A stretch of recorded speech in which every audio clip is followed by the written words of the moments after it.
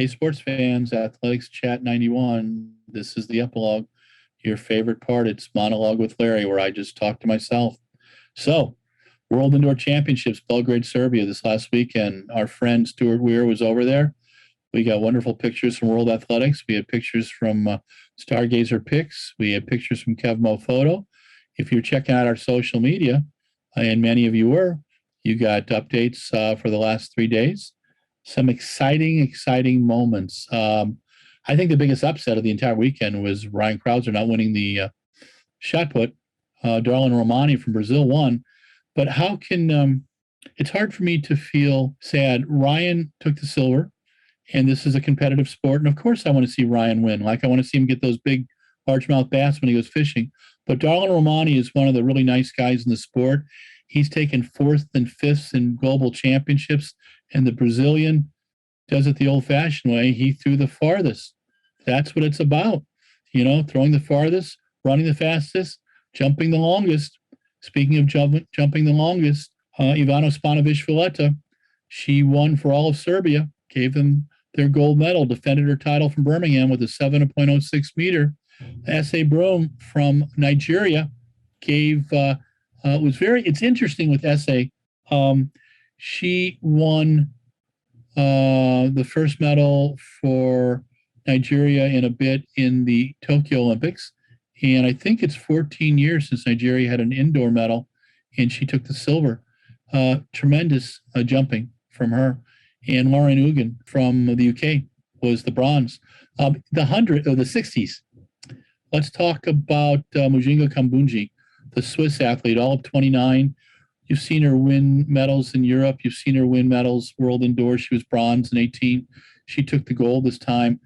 Makia Briscoe and Mary Beth Sanpierre, and then Ella Swoboda were duking it out in the middle of the track. And Mujinga was off in lane 8, and she clocked everybody.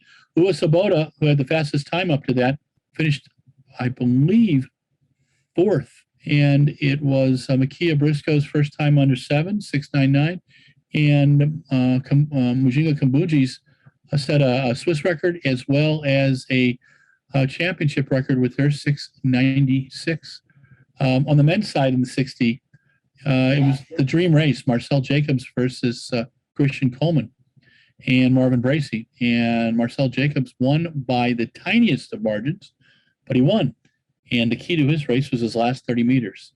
I think that the U.S. underestimated the Italian.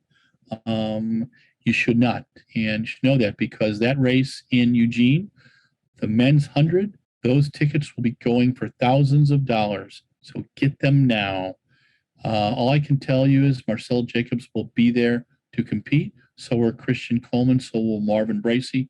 So will the other athletes from around the world. And it will be a spectacular event.